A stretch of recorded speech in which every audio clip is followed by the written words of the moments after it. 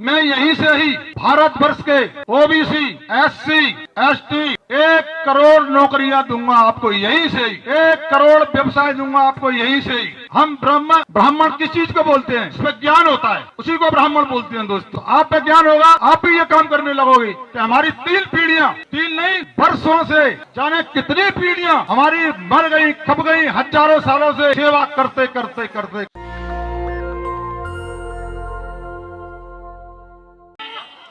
क्यों कहते तो है कि पिछड़े वर्ग के हैं, हमें वोट दे दो, लेकिन वो पिछड़े वर्ग की बात नहीं करते हैं। इसलिए उनसे कह रहा हूँ कि लड़ी बेशरमाई और शर्म दई छोड़ी बने को लगाती, और संसद में संविधान की हत्या हो रही है, इनकी फटी नहीं रही है छाती। बात कई लोगों की होती है, कहते हैं कि जिंदा कौमें कभी झूठ की जय जयकार नहीं करती, और किसी भी डर के आगे सच को झूठ नहीं कहती। सच बोलने का मादा हर किसी में नहीं होता है। और जो प्रीतम लोधी जी ने आज जो करके किया है, यदि आज ये ओबीसी महासभा उनके पीछे नहीं खड़ी होती, ये समाज उनके पीछे नहीं खड़ा होता, कल कोई भी नेता बोलने की हिम्मत नहीं करता। आपने प्रीतम लोधी जी, प्रीतम भाई साहब, आपने गुंगों के मुंह में जबान देने का काम किया है आज। इसलिए मैं 2 शब्द कहते हुए माननीय प्रीतम भाई साहब को आमंत्रित करूंगा। आप सब लोग ध्यान से सुने इनकी बात को, और जो उधर खड़े हैं वो भी सुने, और जो घरों पे बैठे हैं वो भी सुने। मोबाइल से लाइव चलाओ आप लोग बीच हट जाइए।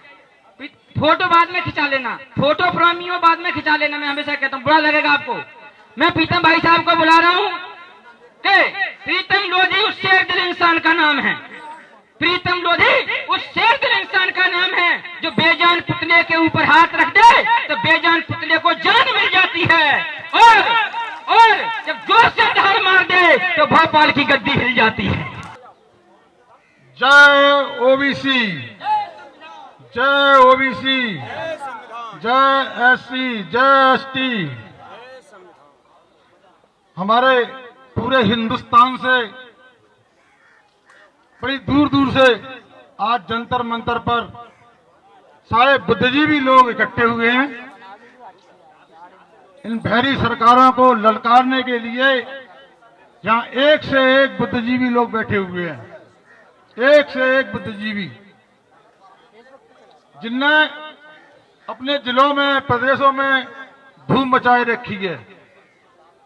हमारे राजेलाल जी भी बैठे हुए हैं चंबल में। राजेलाल जी ने भी बहुत काम किया है, और ये भी पार्टी के शिकार हुए हैं, राजेलाल जी भी।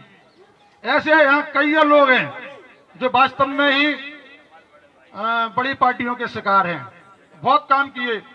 हमारा तो इतना इतिहास है कि 3 पीढ़ियां,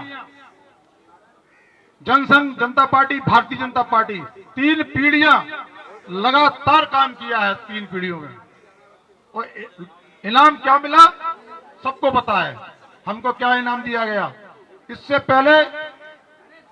पहले भी मुझे निकाला था 6 साल के लिए। इसी योजना बताने जा रहा हूं। आप सब लोग अपने अपने मोबाइलों में टैप करें, और दिमाग में भी टैप करें, और दिमाग से फिर दिल में उतारें। इस बात को दिल में उतारने की जरूरत है, क्योंकि हमको पिछड़ा कहा जाता है, और सारे लोगों को, जितने भी हिंदुस्तान में पिछड़ी समाजें हैं, भाइयों, आपको ये नाम मिला है। अगर इस नाम को आपको आगे करना है तो आपको एक चीज करना पड़ेगी। मैं यहीं से ही भारत वर्ष के ओबीसी, एससी, एसटी 1 करोड़ नौकरियां दूंगा आपको यहीं से ही, 1 करोड़ व्यवसाय दूंगा आपको यहीं से ही। थोड़ी सी दिमाग की समझ है, थोड़ी सी दिमाग की।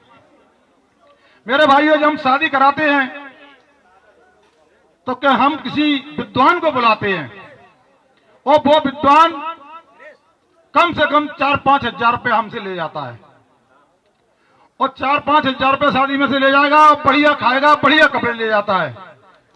तो मैं कथा करने आएंगे तब आपसे 1-1 लाख, 2-2 लाख ले जाते हैं।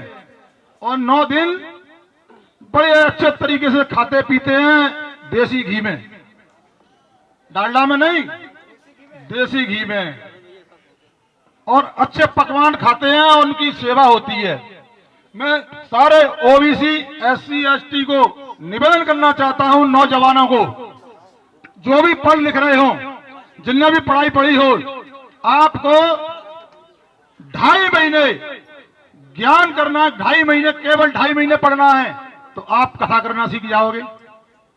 6 महीने पढ़ लिया तो आप ओम नमः शिवाय सीख जाओगे, हवन करना सीख जाओगे।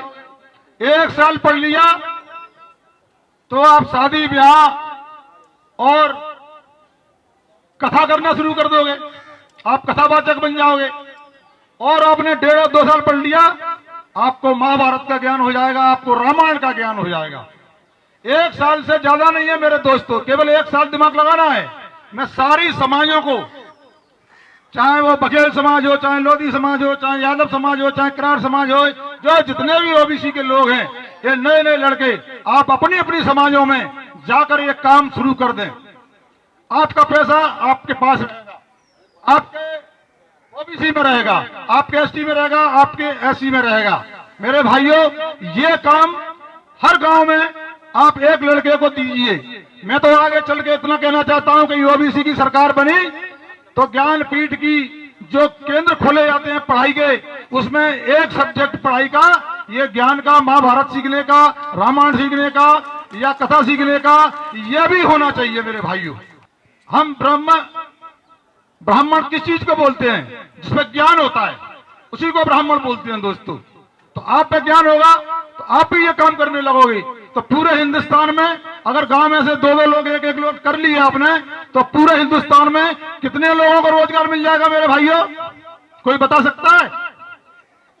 करोड़ों लोगों को रोजगार मिल जाएगा और बढ़िया खाने मिलेगा, बढ़िया घूमने मिलेगा, बढ़िया कपड़े मिलेंगे, बढ़िया सेवाएं मिलेंगी। इससे अच्छी नौकरी कोई है? इससे अच्छा व्यापार और इससे अच्छी नौकरी कोई नहीं है मेरे भाइयों। इसलिए इस पर विशेष ध्यान दें। हमारे जितने भी ओबीसी के लोग हैं, जितने एससी के लोग हैं, एसटी के लोग हैं, इस बात पर गौर करें और नौजवानों को प्रेरित करें कि वो अपना काम स्वयं अपनी अपनी समाजों में दायित्व लें और इस काम को शुरू कर दें मेरे भाइयों।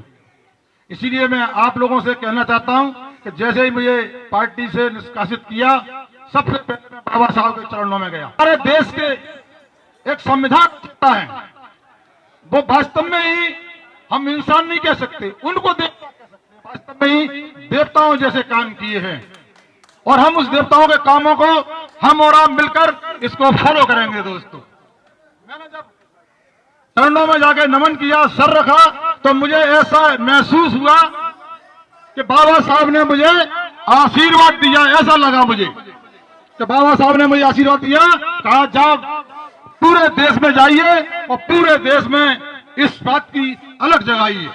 तो मेरे भाइयों, उसी दिन से मैं निकल पड़ा। अब आपको जहां जहां पूरे देश में जगह मिलेगी मैं वहां जाऊंगा और ओबीसी, एससी और एसटी को मैं जगाने का काम करूंगा, इनको हक दिलाने का काम करेंगे। आज यहाँ पूरे देश के लोग आए हैं। इन देश के लोगों ने आज जनगणना पे भी ध्यान केंद्रित किया है और इन लोगों ने सब सारे लोग मिलकर हम आरक्षण की भी मांग करेंगे। अगर हम सारे लोग मिलकर आरक्षण की मांग कर लेंगे मेरे भाइयों, 60% हम लोग हैं ओबीसी, एससी, एसटी, 60% में सरकारें बन जाती है मेरे भाइयों। मैं कह रहा हूं, आपने जिस दिन अपने मन की ठान ली, काम में जुट गए, तो मैं आपको सही कह रहा हूं कि जितने लोग गद्दियों पर बैठे हैं, आपको मेंबर नहीं बन पाएंगे, वो कोई मेंबर बन जाए पूरे देश में दोस्तों, अगर मन में ठान लिया आपने। हम और हमारे राजेलाल जी, हमने देखा है चंबल संभाग में ओबीसी, एससी, एसटी को मंच नहीं मिलते। कभी मंचों में देखना आप, वो लोग बैठे मिलेंगे, कभी नजर डालना मंचों पे। मैं और राजेलाल जी हम तो जबरदस्ती घुसते थे, तब तो चिढ़ने लगते थे लोग हमसे कि जे कहां से आ गए ओबीसी के मंच पे। मेरे भाइयों, इसीलिए अपना खुद का मंच बनाएं, खुद की बात रखें और खुद का राज्य करें और खुद की कानून बनाएं और खुद के सरकारें चलाएं मेरे भाइयों। मैं आपसे पूछना चाहता हूं, अगर 7% लोग एकत्रित हो गए तो देश में सरकार किसकी बनेगी? विधायक किसके बनेंगे? सांसद किसके बनेंगे? सारे पद आप लोगों के हाथ में होंगे दोस्तों। वो दिन दूर नहीं होगा कि ये पिछड़ा कहना लोग छोड़ देंगे दोस्तों। इसीलिए मैं सब लोगों से कहना चाहता हूं कि हमारी 3 पीढ़ियां, 3 नहीं वर्षों से, जाने कितनी पीढ़ियां हमारी मर गई, खप गई, हजारों सालों से सेवा करते करते करते करते, बताओ करते नहीं थे सेवा? क्या मिला तुम लोगों को? एक बार एसटी, एससी और ओबीसी, आप इनके चरण पकड़ के इनकी सेवा करके देख लेना और आपको 1 साल में ही इसका फल मिल जाएगा दोस्तों। 1 साल में, 1 साल से ज्यादा नहीं होगी। 1 साल आप सेवा करके देखिए। मैंने तो ठान लिया है कि मैं ओबीसी, एससी, एसटी के सेवा करूंगा और इन लोगों के चरणों में सर रखकर और इनसे आशीर्वाद मांगूंगा। और मैं आपको देता हूं, अगर आशीर्वाद मुझे मिल गया तो आपको बता देंगे कि देश में वास्तव में ही कैसा कानून होता है, सरकार कैसे चलाई जाती है और कैसे सरकारें बनती हैं दोस्तों। न ज्यादा कहते हुए, हमारे बहुत लोग बैठे हुए हैं, सबको बोलना है, 2-2 मिनट का समय है, मैं ज्यादा समय नहीं लूंगा। मेरी बात को गौर करना और मेरी बात को नौजवानों में आप लोग फॉलो करना। धन्यवाद। नेशनल दस्तक की आपसे गुजारिश है कि अगर इसको बचाना चाहते हैं तो नेशनल दस्तक को सब्सक्राइब करने के लिए रेड कलर के सब्सक्राइब बटन को दबाएं, फिर बेल आइकन की घंटी दबाएं। नेशनल दस्तक को बचाने के लिए बहुत जरूरी है कि हर खबर को शेयर करें, लाइक करें, कमेंट जरूर करें।